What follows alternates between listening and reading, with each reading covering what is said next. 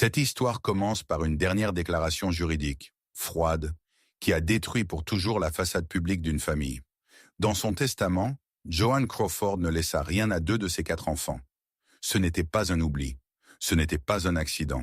Elle les nomma précisément, puis expliqua que les raisons leur étaient parfaitement connues. Cette seule phrase, inscrite dans un document légal et lue après sa mort en 1977, ouvrit l'une des histoires privées les plus inconfortables qu'Hollywood ait jamais tenté de garder sous silence. 4 enfants, une maison et une version de la vie familiale qui n'avait rien à voir avec les photographies montrées au public. Ce qui est arrivé à Christina, Christopher, Kathy et Cindy Crawford reste une question qui revient depuis près de 50 ans. Et plus on regarde de près, plus la réponse devient compliquée et douloureuse. Ce n'est pas l'histoire d'une star de cinéma. C'est l'histoire d'une mère. Et c'est l'une des histoires les plus troublantes et les plus contestées jamais sorties d'Hollywood. Pour comprendre la mère, il faut d'abord regarder la femme qui s'est construite elle-même à partir de presque rien, avec une précision presque obsessionnelle.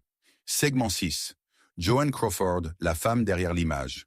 Lucille Fay Le Sueur est née le 23 mars 1904 à San Antonio, au Texas.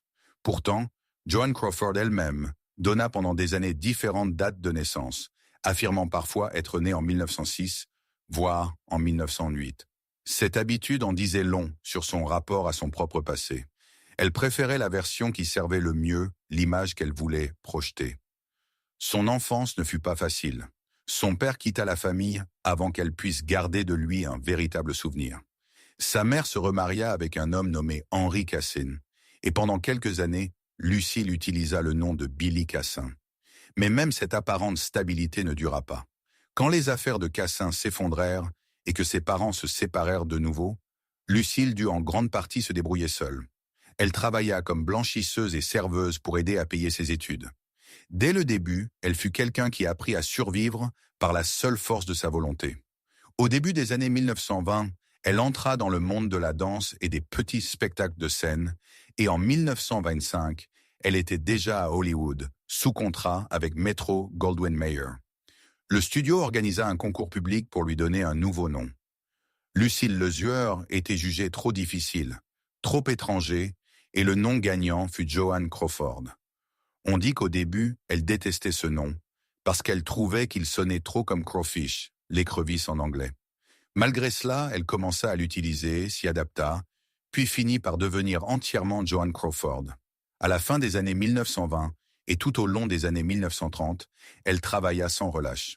Alors que beaucoup d'acteurs du cinéma muet eurent du mal à passer au cinéma parlant, Crawford s'adapta. Elle travailla sa voix, prit des cours et se réinventa encore une fois. Elle joua dans des films comme Our Dancing Daughters en 1928, Grand Hôtel en 1932 et The Women en 1939. Son travail était constant, son image soigneusement entretenue et sa place chez MGM semblait assurée. Mais la célébrité à Hollywood à cette époque s'accompagnait de pressions difficiles à imaginer aujourd'hui. Les studios contrôlaient leurs acteurs bien au-delà des contrats. Ils façonnaient leur image publique, arrangeaient des relations pour la publicité, géraient les scandales et dictaient les comportements. Joan Crawford comprenait ce système et savait s'y mouvoir avec une habileté extraordinaire. Peut-être même trop bien. Son personnage public devint si poli, si strictement contrôlé, que la frontière entre la vraie femme et l'image publique devint de plus en plus difficile à distinguer. Elle se maria 4 fois, avec Douglas Fairbanks Jr. en 1929, Franchot Tone en 1935, Philip Terry en 1942, puis enfin avec Alfred Steele, dirigeant de Pepsi-Cola en 1955. Aucun de ces 3 premiers mariages ne donna naissance à des enfants biologiques. Pendant son mariage avec Philip Terry, elle avait déjà commencé à adopter. La décision de devenir mère correspondait, à bien des égards, à tout ce que Joan Crawford faisait. Elle était réfléchie. Elle fut poursuivie avec détermination. Et dès le départ, elle fut façonnée autant par son image publique que par un désir intime. Cette tension entre image et réalité allait accompagner ses enfants pendant le reste de leur vie. La fille aînée allait devenir la principale témoin d'une réalité que les caméras n'avaient jamais capturée. Segment 5. Christina, l'aînée, la témoin, l'autrice. Joan Crawford adopta son premier enfant, une petite fille, en juin 1940. Elle lui donna le nom de Christina Crawford. L'adoption ne fut pas une affaire discrète et privée. Joan l'annonça à la presse, posa pour des photographies avec le bébé et présenta la maternité comme le prochain grand chapitre de son histoire. Les magazines de fans célébrèrent ce moment. Les studios approuvèrent. En surface, c'était exactement le genre de détails chaleureux et humains qui rendait une star de cinéma plus réelle aux yeux du public. Pendant les premières années, selon la plupart des récits, les choses furent relativement calmes. Christina entra dans une maison tenue avec un soin presque parfait. Du personnel, des horaires, de l'ordre. Joan était occupée par sa carrière et les soins quotidiens reposaient en grande partie sur les nounous et les employés de maison. Mais Joan était suffisamment présente et les photos de cette période montrent une petite fille bien habillée dans une maison élégamment aménagée. Pourtant, les fissures apparurent tôt. Joan avait des exigences extraordinairement élevées en matière de propreté et d'ordre, des exigences qu'elle appliqua, selon des témoignages ultérieurs de plusieurs sources, à ses enfants, avec une intensité allant bien au-delà de la discipline ordinaire. Les jouets devaient être rangés d'une manière précise. Les vêtements devaient être pliés exactement comme il fallait. Les chambres devaient passer inspection. Alors que Christina était encore très jeune, Joan commença quelque chose qui deviendrait un schéma récurrent. Elle envoya sa fille dans des pensionnats et la maintint loin de la maison pendant de longues périodes. Christina fréquenta plusieurs écoles, sans jamais rester très longtemps au même endroit. Que cela soit dû à des problèmes de comportement, à l'insatisfaction de Joan envers ses établissements, ou simplement au désir de garder l'enfant à distance, la question reste débattue aujourd'hui.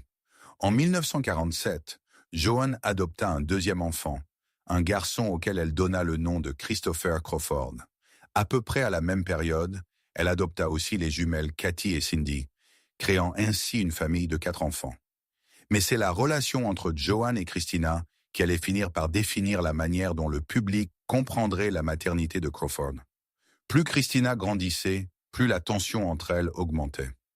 Christina avait un fort caractère, était curieuse et ne se laissait pas facilement contrôler. Dans une autre maison, ses qualités auraient pu être appréciées. Dans la maison de Joan Crawford, elles devinrent des sources de conflits.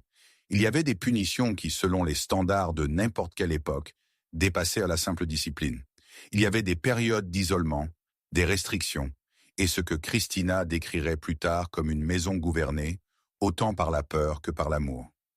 Christina grandit dans un monde où elle était à la fois montrée, présentée aux photographes, exposée lors d'événements publics et contrôlée d'une manière qui lui laissait très peu d'espace pour sa propre identité. Lorsque Christina devint adolescente, sa relation avec sa mère était déjà profondément abîmée. Elle était plus souvent envoyée loin que gardée près d'elle. Il y eut des périodes où elle eut très peu de contact avec Joan. Joan développa aussi, pendant les années d'école de Christina, une habitude profondément troublante. Elle apparaissait parfois sans prévenir au pensionnat, retirait Christina de l'établissement et la ramenait à la maison, pour la renvoyer peu de temps après. Ces interruptions soudaines n'étaient pas expliquées à Christina d'une manière qu'elle pouvait réellement comprendre. Cela ressemblait moins à une mère qui regrettait sa fille qu'à une forme de contrôle qui n'avait pas besoin de justification. Il y eut également des périodes, documentées plus tard par des témoignages d'employés de maison, où Christina recevait des tâches et responsabilités bien au-delà de ce que l'on attendrait normalement d'un enfant de son âge. Non pas comme une philosophie éducative, mais comme une discipline qui semblait destinée à la briser plutôt qu'à la renforcer. En entrant au milieu de son adolescence, Christina avait développé une résistance qui était en partie un mécanisme de survie. Elle apprit à lire l'atmosphère d'une pièce. Elle apprit quand parler et quand se taire. Surtout, elle apprit que la version de sa mère vue par le public, chaleureuse, généreuse, dévouée, n'était pas toujours la même que celle qui existait derrière les portes closes.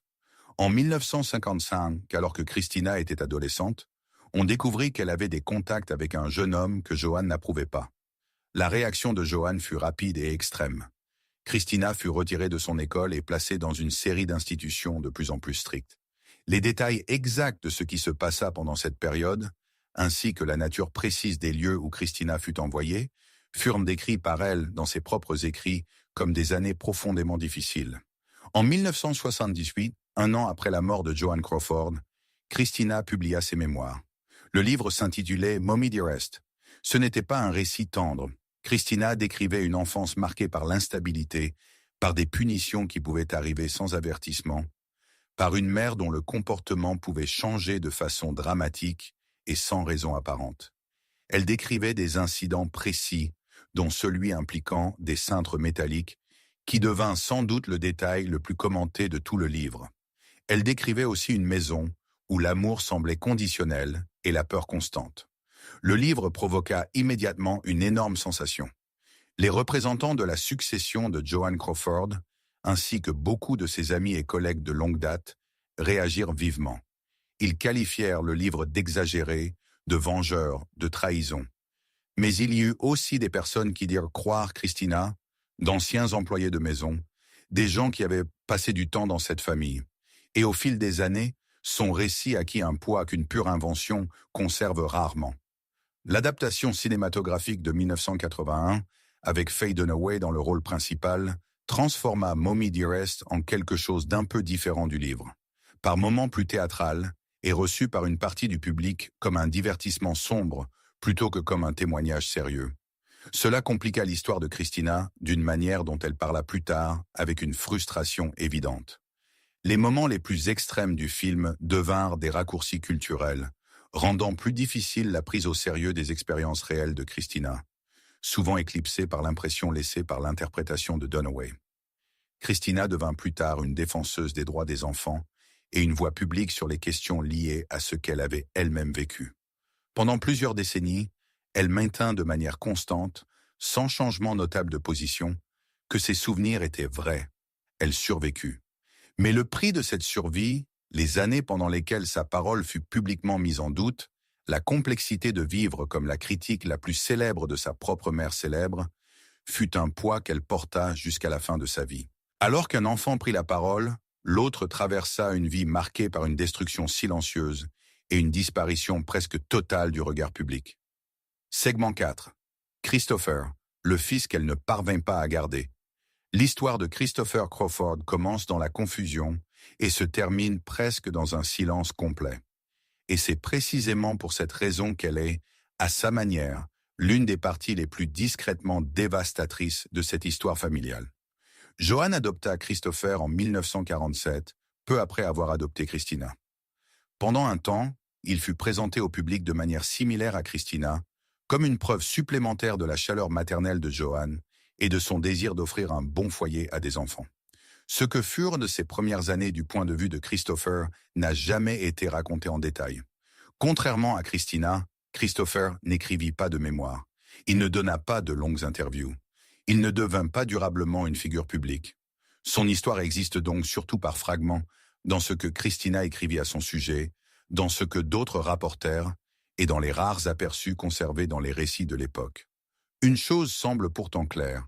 L'expérience de Christopher dans la maison Crawford paraît avoir été, si possible, encore plus physiquement restrictive que celle de Christina. Selon les récits de Mommie Dearest, appuyés par d'anciens employés de maison dans différentes interviews, Christopher fut soumis à un niveau de contrôle qui touchait les aspects les plus élémentaires de la vie quotidienne. L'un des détails qui revient dans plusieurs témoignages concerne l'aménagement physique de la chambre de Christopher à certaines périodes de son enfance. On raconte qu'enfant, il était attaché dans son lit la nuit de manière à ne pas pouvoir se lever seul, sans surveillance. Joan aurait apparemment décrit cela comme une mesure de sécurité, un moyen de s'assurer qu'il ne se promènerait pas dans la maison pendant la nuit. Ceux qui ont analysé ces récits y ont généralement vu une forme de contrainte allant bien au-delà de toute pratique parentale raisonnable. Christopher fut lui aussi déplacé d'une institution à l'autre, tout comme sa sœur. Mais là où Christina avait au moins en partie un appui dans un sentiment croissant de sa propre identité, dans son esprit, sa résistance et sa capacité à raconter plus tard sa propre histoire, Christopher n'eut pas de sortie publique comparable.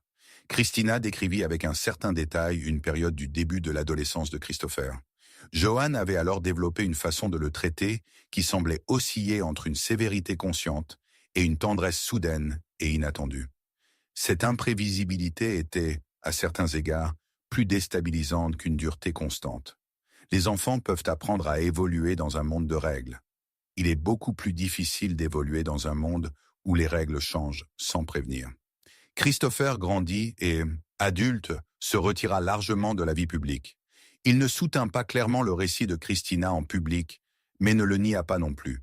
Il disparut simplement du regard. Joan Crawford fut explicite dans son testament. Lorsqu'elle mourut en mai 1977, elle laissa sa fortune principalement à ses 2 filles cadettes, Kathy et Cindy, ainsi qu'aux œuvres caritatives qu'elle soutenait. Christina et Christopher furent spécifiquement et délibérément exclus. Le langage du testament ne laissait aucun doute. Elle ne leur laissa rien pour des raisons qu'elle disait leur être bien connues. Cette formulation a été discutée et analysée d'innombrables fois depuis. Ce n'était pas une omission silencieuse. C'était une déclaration publique faite par l'intermédiaire d'un document légal, affirmant qu'elle considérait ses relations avec ses 2 enfants aînés comme rompues de façon irréparable. Et elle s'assura que le monde le sache. Pour Christopher, un homme qui ne parla jamais publiquement de sa relation avec sa mère, être désigné de cette manière dans le testament était en soi une forme de message.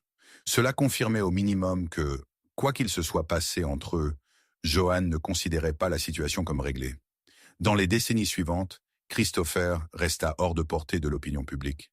Il n'apparut pas dans les documentaires sur sa mère, ne donna pas d'interviews lors des anniversaires ou des rétrospectives qui revenaient périodiquement sur l'histoire de Crawford. Son silence fut parfois interprété comme un rejet silencieux du récit de Christina. Mais aucune déclaration de Christopher lui-même ne confirme cette interprétation. Ici, le silence est simplement le silence. Ce que signifie grandir ainsi, être recueilli par une mère célèbre, montré comme preuve de sa bonté, puis mis silencieusement de côté, ne peut pas être pleinement compris de l'extérieur. Une telle expérience laisse des traces qui n'apparaissent ni dans les communiqués de presse, ni dans les mémoires publiées. Elle se voit dans la manière dont une personne se déplace ensuite dans le monde, dans ce qu'elle cherche, ce qu'elle évite, et le type de vie qu'elle choisit quand enfin, après des années, elle peut choisir pour elle-même. Dans la même maison, 2 autres enfants connurent une version de Joan Crawford que leurs frères et sœurs ne devaient jamais connaître. Segment 3. Les jumelles, Kathy et Cindy, les filles choisies. En 1947, Joan Crawford adopta 2 petites filles jumelles. Elle leur donna les noms de Kathy et Cindy Crawford. Dès le départ, les jumelles occupèrent une place différente dans la dynamique familiale que Christina et Christopher. Elles étaient plus jeunes. Elles arrivèrent à un moment où la carrière de Joan se trouvait déjà dans une autre phase. En 1946, elle avait remporté l'Oscar pour Mildred Pierce. Et même si sa position professionnelle restait complexe, elle n'était plus l'étoile montante qu'elle avait été autrefois. Elle était reconnue, admirée et, d'une certaine manière, plus solidement installée en elle-même. Les jumelles, selon de nombreux récits, semblaient aussi plus naturellement accordées aux attentes de Joan. Ou peut-être avait-elle simplement appris plus tôt et plus efficacement comment se comporter auprès d'elle. Quelle qu'en soit la raison, la relation de Joan avec Kathy et Cindy semble avoir été clairement différente de celle qu'elle eut avec Christina et Christopher. Elles furent les filles qui restèrent. Pendant que Christina et Christopher étaient envoyés loin, Kathy et Cindy demeuraient plus proches de la maison.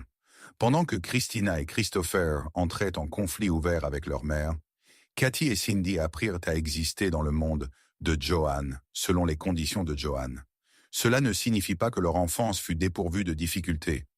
Grandir dans la maison de Joan Crawford, quelle que soit la place occupée dans la hiérarchie familiale, n'était pas une expérience simple.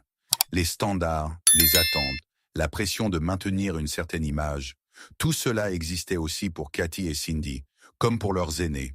Le besoin d'ordre et de contrôle de Joan ne disparaissait pas en présence des plus jeunes filles. Il s'exprimait simplement autrement.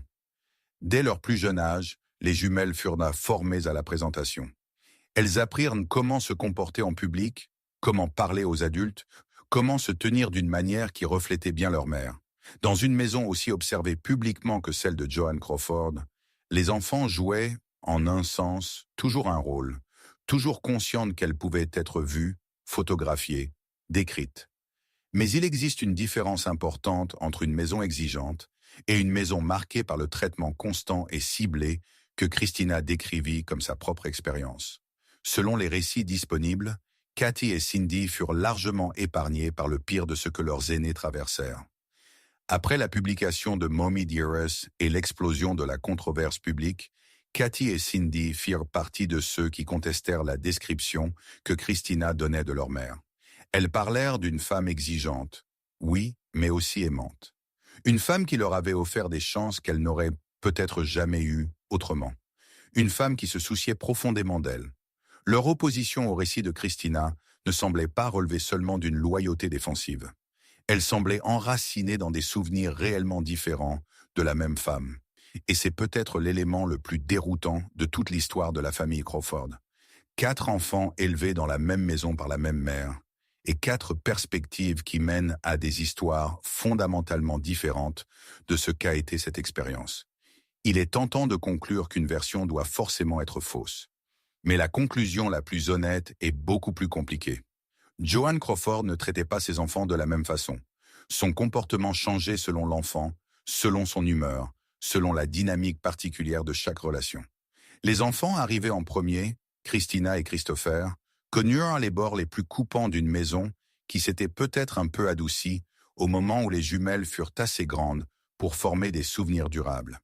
Il faut aussi considérer que Cathy et Cindy arrivèrent dans cette maison à un moment où Joan était ailleurs, professionnellement et personnellement.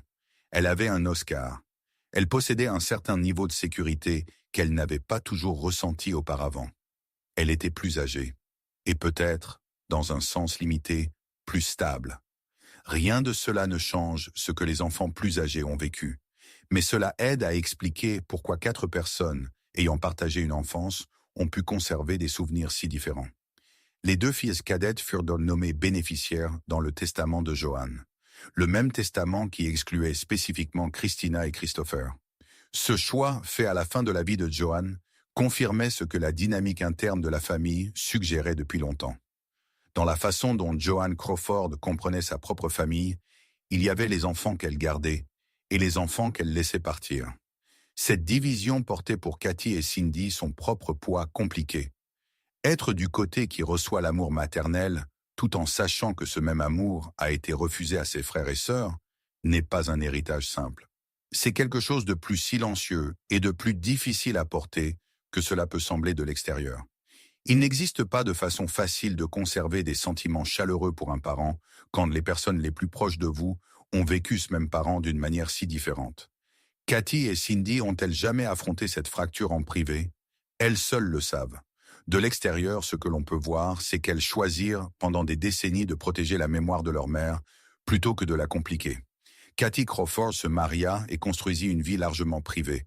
Au fil des années, elle parla en faveur de la mémoire de sa mère, mais ne chercha pas l'attention publique pour elle-même. Cindy fut encore plus discrète, apparaissant rarement dans un contexte public. Sa vie adulte se déroula presque entièrement loin de la surveillance qui avait entouré son enfance. Mais l'histoire de Joan Crawford et les histoires de ses enfants ne s'arrêtèrent pas avec sa mort. Les années suivantes allaient apporter de nouvelles révélations, des disputes durables et un règlement de compte qu'Hollywood n'avait pas entièrement prévu.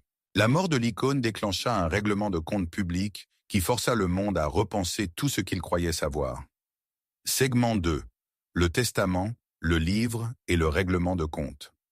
Joan Crawford mourut le 10 mai 1977 dans son appartement de New York. La cause officielle de sa mort fut une crise cardiaque.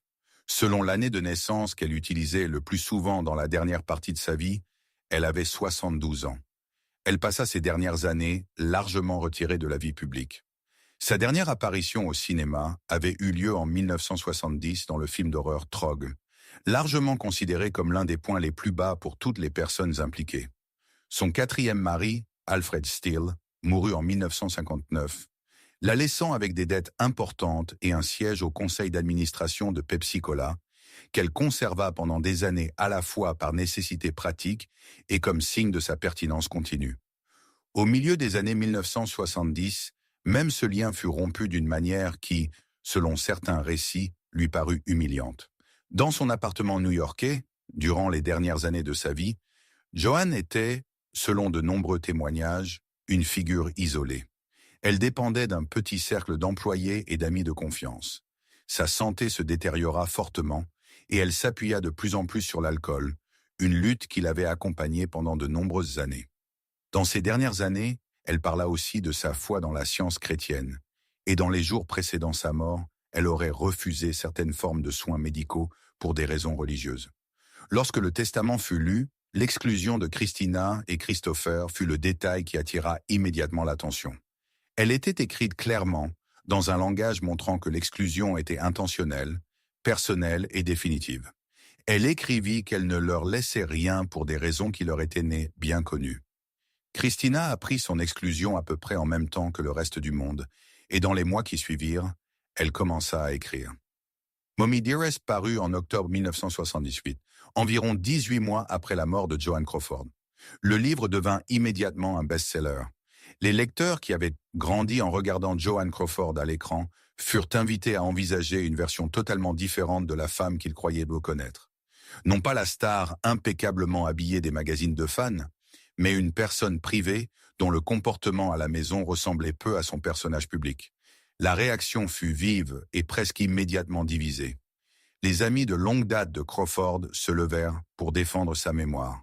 L'actrice Myrna Loy, le réalisateur George Cukor et d'autres personnes ayant travaillé de près avec Joan exprimèrent leur scepticisme ou leur incrédulité ouverte. L'idée que la femme qu'ils connaissaient, maîtrisée, professionnelle, toujours irréprochablement présentée, ait pu se comporter comme Christina le décrivait, leur paraissait réellement impossible. Mais les lecteurs répondirent au livre en masse, et pas seulement par curiosité pour un nom célèbre. Il y avait dans le récit de Christina quelque chose qui sonnait étonnamment familier pour beaucoup de gens. La structure d'une maison organisée autour du contrôle, la manière dont l'amour et la punition pouvaient s'entremêler au point de devenir presque impossibles à séparer. Ces choses touchaient des lecteurs qui n'avaient aucun lien avec Hollywood. Pour les personnes ayant elles-mêmes grandi dans des foyers difficiles, le livre atteignait quelque chose de vrai. L'adaptation cinématographique de 1981, avec Faye Dunaway dans le rôle principal, porta l'histoire à un public encore plus large, mais sous une forme beaucoup plus théâtrale que le livre. Certaines scènes furent jouées avec une telle intensité que les spectateurs les reçurent parfois comme un divertissement sombre, plutôt que comme un témoignage sérieux. Cette réception resta attachée à la réputation du livre pendant des décennies. Les moments les plus extrêmes du film devinrent des références culturelles, ce qui rendit plus facile de rejeter le récit de Christina comme une exagération plutôt que de le prendre au sérieux. Christina parla de cela avec frustration pendant de nombreuses années. Les aspects les plus destructeurs de son enfance n'étaient pas toujours les incidents dramatiques, visuellement frappants. C'étaient souvent des schémas de comportement plus silencieux et plus persistants, qui au fil des années s'accumulaient jusqu'à devenir réellement nocifs. De tels schémas sont difficiles à porter à l'écran. Dans l'adaptation, ils disparurent en partie, et cette disparition permit aux critiques du livre de se concentrer plus facilement sur les scènes qui paraissaient les plus extrêmes, en les utilisant comme preuve que tout le récit était invraisemblable. En 1988, Christina publia un deuxième livre, Survivor, dans lequel elle réfléchissait à l'expérience de traverser une enfance difficile et d'en sortir avec un certain sentiment d'identité préservée. Le livre reçut beaucoup moins d'attention que Mommie Dearest, mais à certains égards, il était un document plus personnel, moins centré sur Joan et davantage sur Christina elle-même, ainsi que sur la question plus large de ce que signifie se reconstruire après une enfance destructrice. À cette période, Christina s'engagea aussi activement dans le travail social, parlant lors de conférences sur le bien-être des enfants, collaborant avec des organisations consacrées à la protection des enfants vulnérables et utilisant sa propre expérience pour attirer l'attention sur des problèmes qui, dans les années 1980 et 1990, n'étaient toujours pas largement discutés dans la vie publique. Pendant tout ce temps, Christopher garda le silence. Quelle que soit la manière dont il comprenait son passé en privé, il n'entra pas dans la conversation publique. Cathy et Cindy maintinrent leur position. La mère qu'elles avaient connue n'était pas la femme décrite dans le livre de Christina, et elle ne prétendrait pas le contraire. Après toutes ces décennies, le public n'a pas reçu de verdict clair. Joan Crawford n'était pas simplement le monstre des versions les plus sensationnalistes de cette histoire. Elle n'était pas non plus simplement la mère dévouée et généreuse décrite par ses défenseurs les plus fidèles. Elle était une femme façonnée par une enfance réellement dure, qui accomplit des choses extraordinaires par la discipline et la pure volonté, et qui semble avoir apporté à son rôle de mère à la fois les meilleures et les pires facettes de ses traits, les appliquant de manière inégale, d'une façon qui affecta chacun de ses enfants très différemment. Ce n'est peut-être pas une conclusion satisfaisante. Mais d'après tout ce que l'on sait, c'est probablement ce qui se rapproche le plus de la vérité. Même des décennies plus tard, l'héritage de la maison Crawford continue de projeter une ombre longue et compliquée. Segment 1. Les vies ultérieures, les ombres durables. Les 4 enfants de Joan Crawford grandirent et avancèrent dans le monde de manière très différente.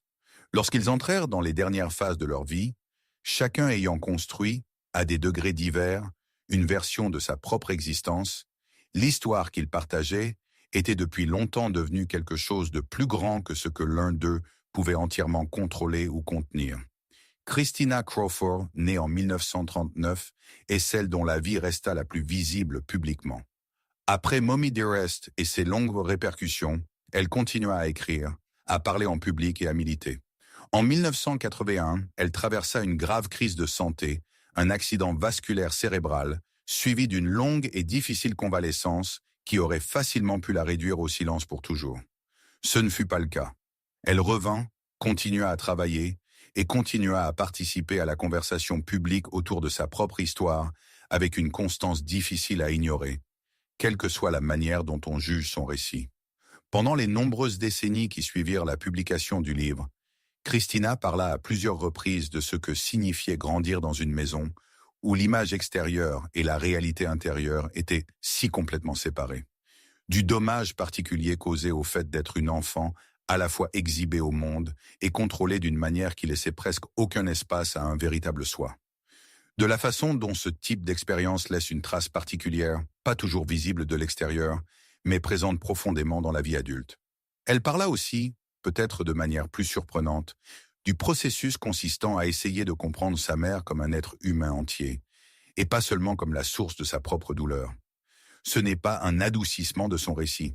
Elle n'a jamais retiré ce qu'elle a écrit, mais avec le temps, elle ajouta à sa compréhension de Joan des dimensions que le choc initial de la publication du livre rendait plus difficiles à voir.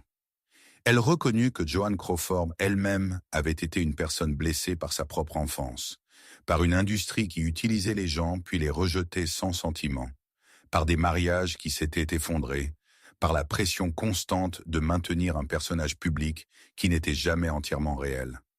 Dans le récit de Christina, rien de tout cela ne change ce qui s'est passé. Mais cela fait partie d'un tableau plus complet. La vie ultérieure de Christopher Crawford reste la partie la moins documentée de cette histoire. D'après tout ce que l'on sait, il choisit délibérément la vie privée. Il ne se présenta pas publiquement pour confirmer le récit de Christina. Il ne se présenta pas non plus publiquement pour le contredire. Au fil des années, des informations suggérèrent qu'il construisit une vie calme loin de Los Angeles, loin de l'industrie du divertissement et loin de la conversation publique continue autour de sa famille. Ce que cette vie contint réellement, ce qu'il trouva, ce qu'il perdit, ce avec quoi il fit la paix, ne fut jamais partagé dans aucun espace public.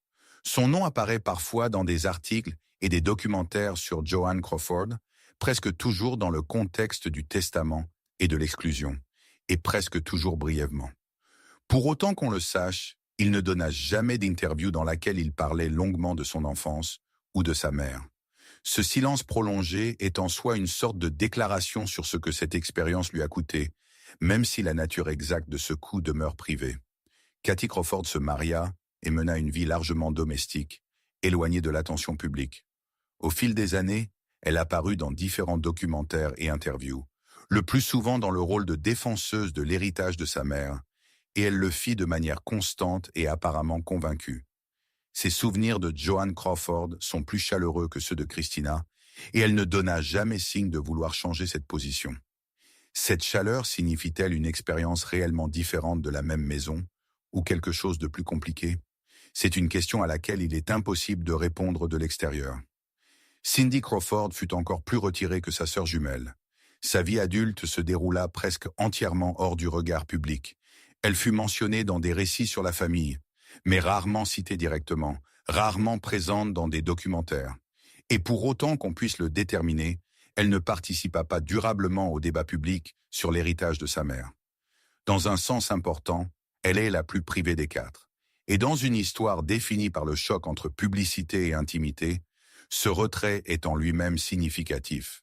Ce que les quatre partagent, au-delà des circonstances inhabituelles de leur origine, au-delà de leur lien avec l'une des figures les plus célèbres et les plus compliquées d'Hollywood, c'est l'expérience d'avoir été des enfants dans une maison qu'ils n'avaient pas choisie, façonnée par des dynamiques qu'ils ne pouvaient pas contrôler et obligés de porter cette formation pendant le reste de leur vie.